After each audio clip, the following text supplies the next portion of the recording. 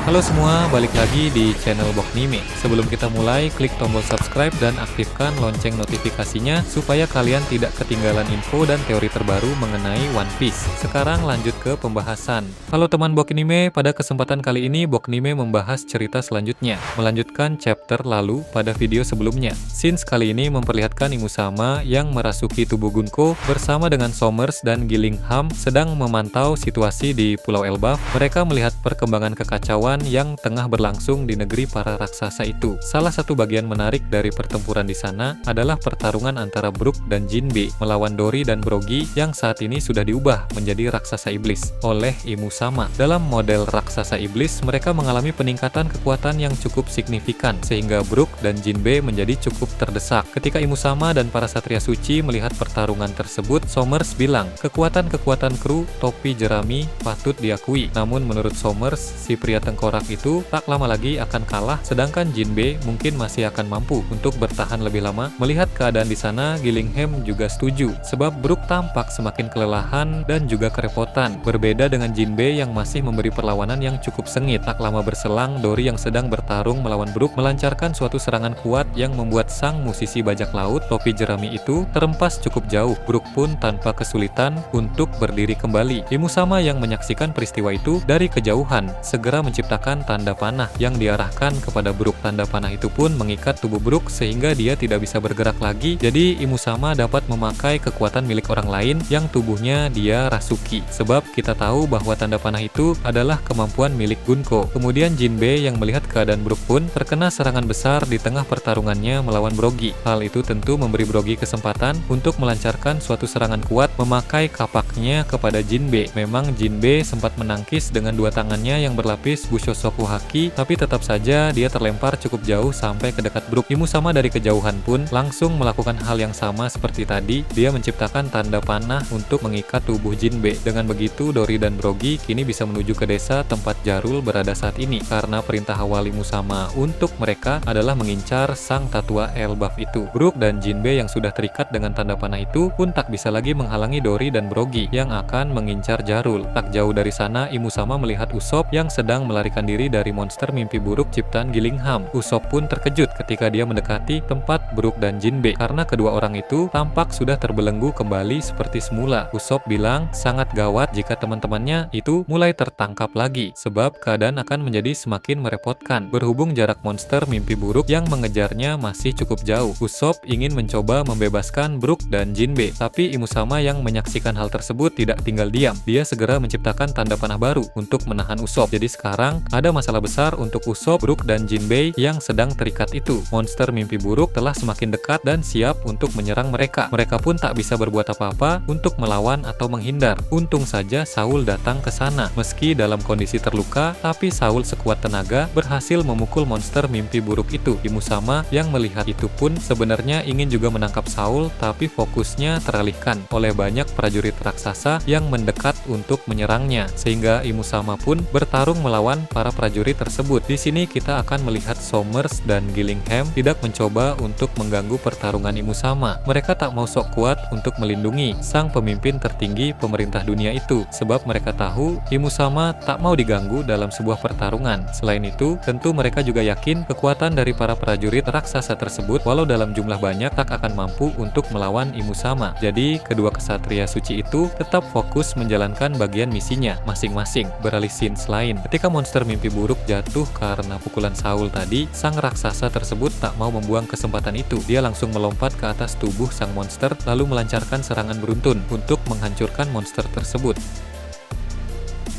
Sebenarnya Gillingham ingin membangkitkan lagi monster mimpi buruk itu untuk mengalahkan Saul, sebab dalam chapter lalu dia bilang para monster yang dia ciptakan tak mengenal konsep kematian. Kapan saja dia ingin menghidupkan mereka kembali, maka dia bisa melakukannya setiap saat. Namun kali ini Somers meminta Gillingham untuk tidak melakukan hal tersebut. Somers ingin dirinya sendirilah yang pergi ke sana untuk menangani Saul. Bila kita ingat kembali alasan mengapa Saul luka-luka beberapa waktu yang lalu, itu karena dia dikalahkan oleh Somers. Jadi ketika sang Satria Suci itu melihat Saul bisa bangkit kembali sekarang ini, maka dia merasa bertanggung jawab untuk menumbangkan raksasa tersebut untuk yang kesekian kalinya. Somers pun bergegas untuk pergi mendekati Saul, sehingga terjadi pertarungan antara mereka berdua. Tentu kita bisa menebak bahwa ini bukan duel yang seimbang. Dalam kondisi fisik Saul yang masih prima saja, dia sudah kalah. Apalagi dalam kondisi fisiknya yang sudah luka-luka seperti sekarang ini. Terlebih lagi, Somers juga yang beberapa waktu lalu sudah ditebas oleh Gaban, kini telah disembuhkan oleh Imu Sama, sehingga kekuatannya sudah kembali pulih seperti semula. Nah, sepertinya itu adalah efek dari kemampuan sihir Imu Sama. Ketika Somers berlari dan mulai menghadapi Saul, benar saja Saul langsung tumbang oleh Somers. Tapi meski begitu, setidaknya dia masih sempat menolong para kru bajak laut topi jerami dari monster mimpi buruk yang akan menyerang mereka. Walau kini Saul sudah dikalahkan oleh Somers, tapi dia terlihat masih hidup. Sang Satria Suci dari keluarga Shepherd itu memang sengaja menahan diri karena dia takut Imu Sama marah jika dirinya sembarangan menghabisi seorang raksasa. Seperti yang kita tahu, para raksasa itu nanti akan dimanfaatkan untuk menjadi kekuatan tempur bagi pemerintah dunia, sehingga jumlah korban dalam kekacauan di Pulau Elbaf sekarang ini harus seminimal mungkin. Tiba-tiba Robin datang ke sana dengan penuh amarah. Dia pun langsung melancarkan serangan kepada Somers. Robin memakai berbagai teknik kuat untuk menyerang sang Satria Suci itu.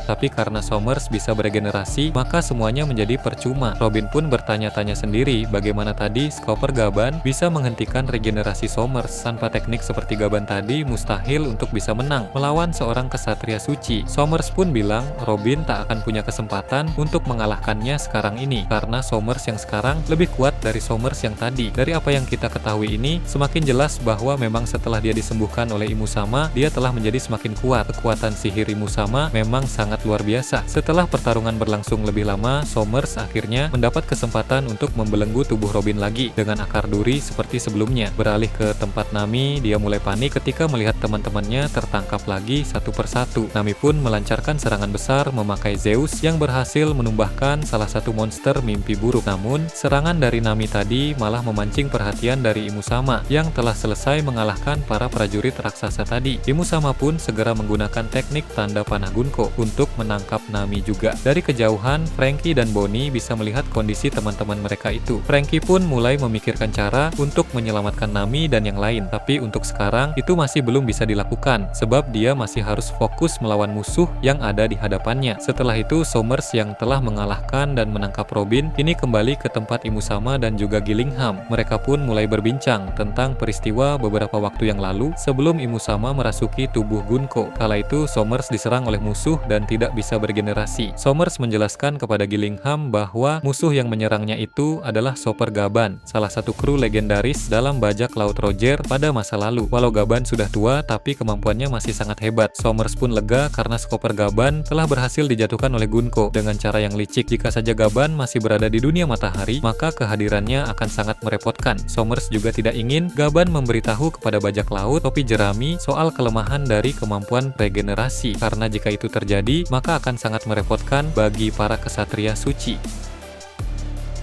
Gillingham pun menanggapi dengan bilang, walau sudah jatuh ke dunia bawah, tapi ada kemungkinan Gaban masih bisa bertahan hidup. Jadi Gillingham meminta Somers untuk tetap waspada. Keadaan sekarang memang menguntungkan mereka setelah kedatangan dari Imu Sama, tapi jangan sampai keadaan ini membuat mereka menjadi lengah. Imu Sama yang sedang terbang sempat mendengar pembicaraan mereka berdua. Imu Sama pun bilang, jika Gaban belum mati, maka dia bisa menjadi ancaman. Karena jika Luffy, sang pemilik kekuatan Dewa Matahari Nika, dilatih olehnya, maka Luffy berpotensi menguasai kekuatan tertinggi dari Dewa Matahari Nika. Imu Sama pun bilang setelah mereka berhasil menghabisi Jarul, target selanjutnya adalah dunia bawah untuk memastikan apakah Gaban benar-benar sudah mati atau belum. Mereka harus memastikan kematian dari sang tangan kiri Raja Bajak Laut itu. Seperti yang kita tahu dari cerita yang lalu, Gaban saat ini memang sudah diselamatkan oleh Luffy dan kawan-kawan. Gaban yang jatuh ke dunia bawah sempat ditangkap oleh Luffy, kemudian sekarang masih dirawat oleh Gear. Gaban pun terlihat sudah mulai siuman walau masih belum pulih sepenuhnya. Bahkan dia sempat berkata kepada Luffy untuk jangan dulu naik ke dunia matahari karena ada hal yang ingin dia ajarkan terlebih dahulu. Jadi kekhawatiran Imu Sama itu memang benar-benar terjadi, yang mana Gaban akan melatih Luffy di dunia bawah. Sesuai yang Imu Sama katakan tadi, jika orang seperti Gaban melatih Luffy, maka Luffy berpotensi menguasai kemampuan tertinggi dari Dewa Matahari Nika. Penentu dari situasi ini tentu adalah waktu. Jika Imu Sama dan para raksasa iblis datang ke dunia bawah sebelum Gaban melatih Luffy, maka Imu Sama akan lebih unggul. jadul, karena Luffy belum menguasai potensi tertinggi dari kekuatan Dewa Matahari Nika. Namun, jika ternyata aksi dari Imusama yang akan menghabisi Jarul itu mendapat banyak hambatan, maka itu akan memberi waktu yang cukup bagi Gaban untuk melatih Luffy di dunia bawah. Sehingga ketika nanti Imusama datang ke dunia bawah, Luffy sudah menguasai kemampuan tertinggi Dewa Nika dan siap untuk bertarung melawan Imusama. Perlu diingat bahwa Imusama saat ini tidak dalam kondisi penuh dari kekuatannya, karena dia hanya merasuki tubuh Gunko saja, sehingga kekuatannya yang bisa dia pakai hanya sebagian kecilnya saja. Jadi tentu Luffy yang telah dilatih oleh Chopper Gaban nanti akan mampu mengalahkan Imusama yang merasuki tubuh Gunko itu. Ini hanyalah pertarungan permulaan saja, karena pertarungan antara Luffy melawan Imusama yang sesungguhnya akan terjadi nanti di perang akhir One Piece. Pertarungan itu akan sungguh-sungguh dengan penuh kekuatan, maka dari itulah dapat dipastikan saat itu terjadi Imusama akan menggunakan kekuatan penuh miliknya, sehingga memaksa Luffy membangkitkan kekuatan Nika imajinasi tak terbatas. Namun, perlu Mimin Boknim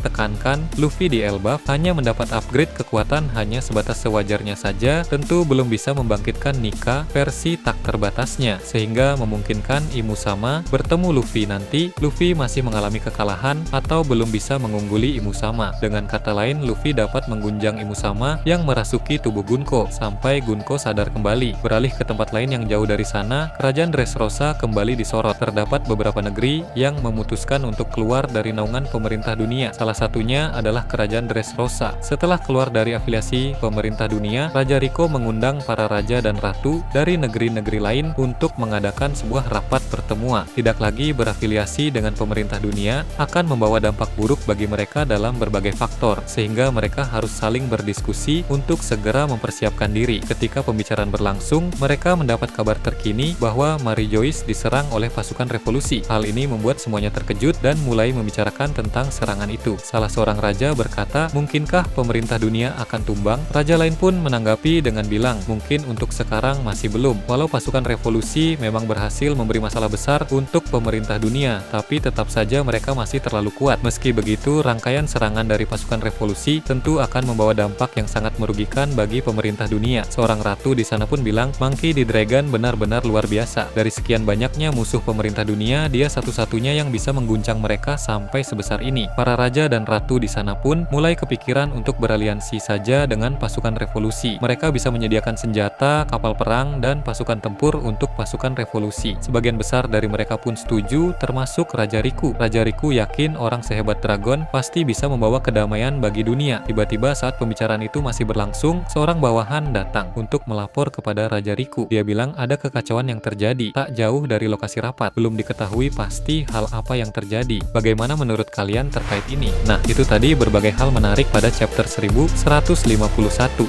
Menurut kalian bagaimana? Silahkan tulis di kolom komentar di bawah. Oke, segitu saja untuk pembahasan kali ini. Jangan lupa like, share, dan subscribe untuk video menarik selanjutnya. Peaceful World.